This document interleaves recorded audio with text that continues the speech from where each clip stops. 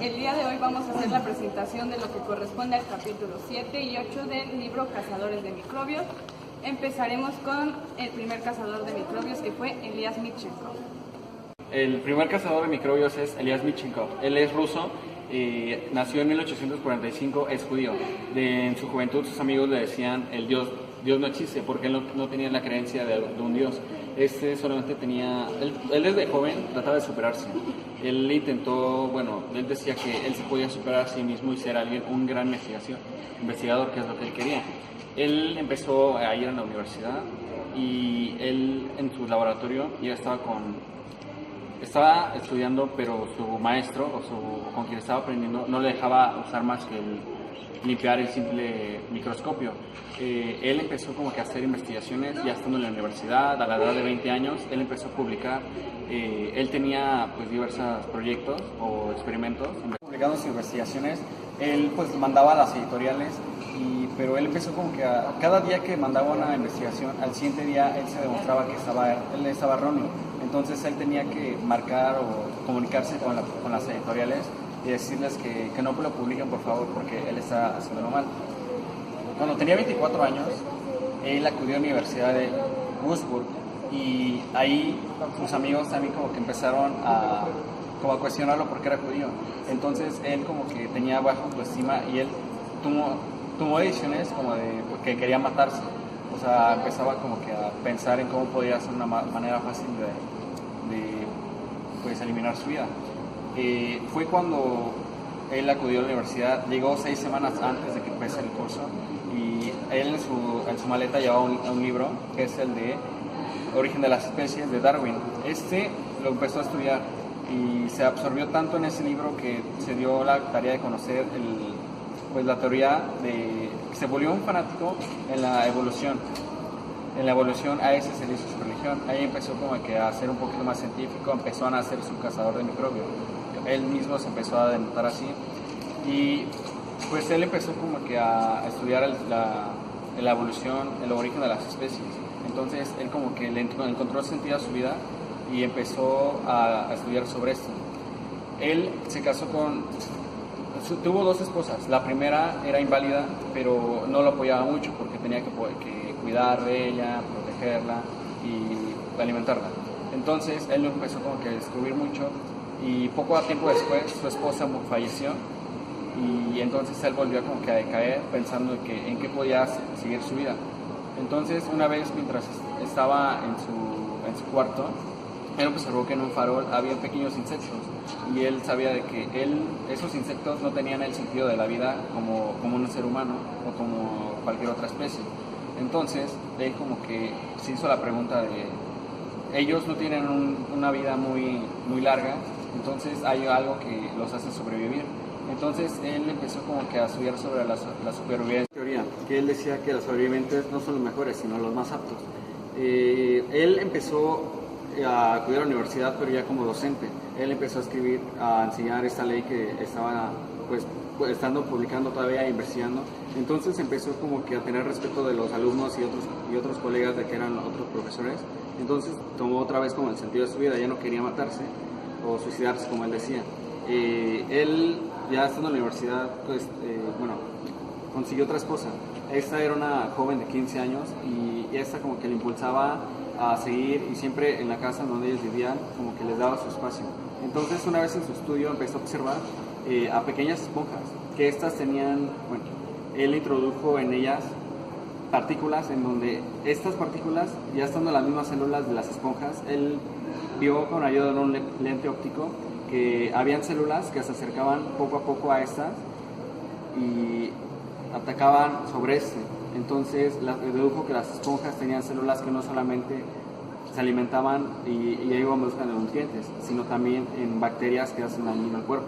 Entonces, pues él dedujo que también estas se parecen a las que tiene el ser humano, que son los glóbulos blancos, que ayudan a producir defensas a cualquier enfermedad.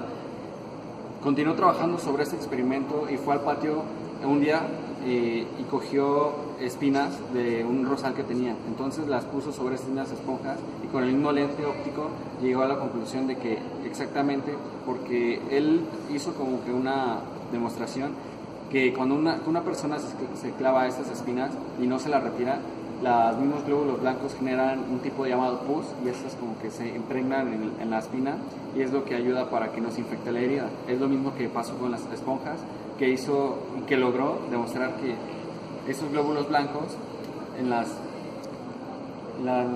esponja atacaban sobre entonces dedujo que empezó a trabajar sobre esa teoría. Esta es una gran idea, una gran teoría que nos mostró este gran cazador de microbios. Es una idea de una lucha que se lleva entre los fagocitos y estos microbios, lo cual le hizo ganar gran popularidad entre científicos europeos.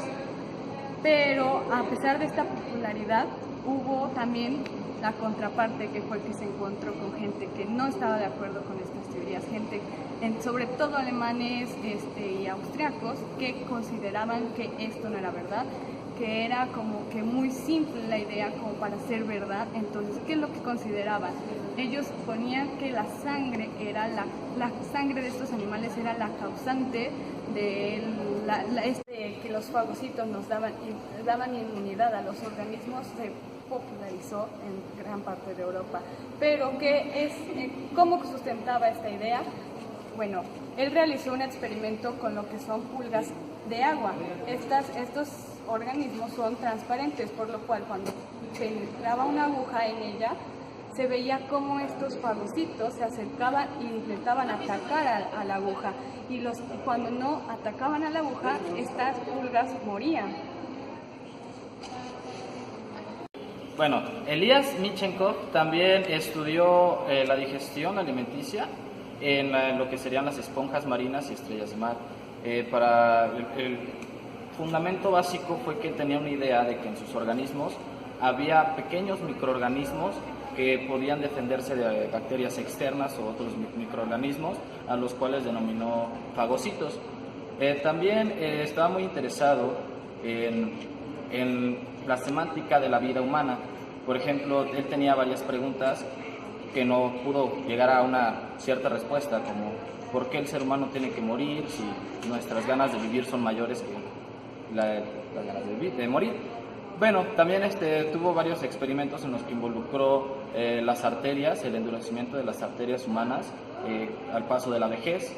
También estuvo involucrado en la cura de la sífilis, con la cual juntó un grupo con Rose, en los cuales juntaron dinero que habían ganado en varios concursos, revistas de ciencia, y con los cuales pudieron sustentar sus conocimientos científicos y avances, en los cuales vieron involucrados dos monos, en los cuales inyectaron bacterias de sífilis, y al paso de las semanas y horas fueron viendo sus cambios, y en los cuales pudieron llegar a una cura libre. No, ¿verdad? Vamos a hablar sobre Teobaldo Smith, sobre las garrapatas y la fiebre de Texas.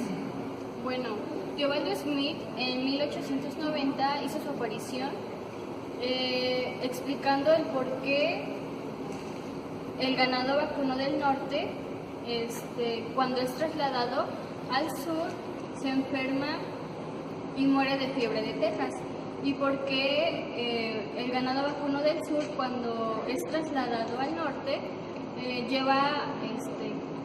acarrea una muerte para la región que está. En 1893 él redactó un informe claro y preciso sobre este enigma, solo que ese informe no se dio a conocer al público, y pues supuestamente se quedó agotado y ya no se le dio seguimiento. Y él, cuando ingresó a la Universidad de Medicina de Albany, él se dio cuenta de que los doctores que trabajaban ahí no mostraban algún interés por los bacilos, y pues ellos aún no habían sido tomados como un blanco de los tiros curativos. Y pues él también se dio cuenta que no se impartía el curso de bacteriología, y eso era en todas las escuelas de medicina de los Estados Unidos. Y el primer trabajo científico que publicó de ciertas peculiaridades anatómicas fueron la de las tripas del gato. Bueno, él dice que no se interesaba mucho por las borracheras que se hacían en la escuela, sino que él más se interesaba por estudiar, y pues él se consolaba, por decirlo así, o le gustaba y pasaba su tiempo estudiando en el microscopio las tripas del gato. Y pues en ella vio observaciones muy perspicaces que fueron su primera arma como investigador. Y también a él le hubiera gustado ir a Europa, pero se vio obligado a buscar antes un medio de ganarse la vida.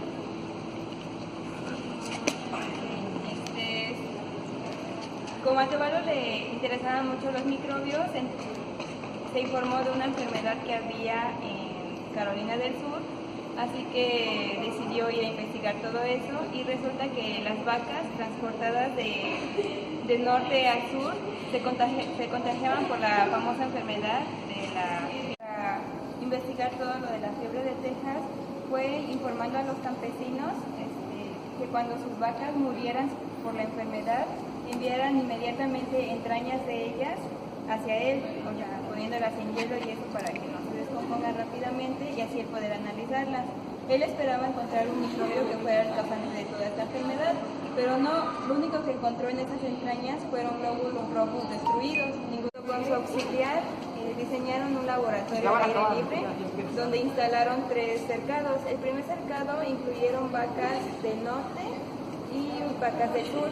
Por consecuencia, las vacas del norte murieron y las vacas del sur no, porque su teoría fue que ya estas eran inmunes a las garrapatas. En el cercado 2 no había nada de garrapatas, introdujeron a las vacas del norte. Por consecuencia, ninguna murió. Y ya en el cercado 3,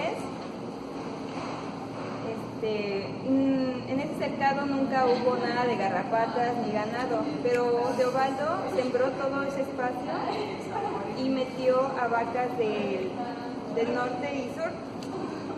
Por consecuencia murieron las vacas del norte cuando su sangre se tornó sedosa.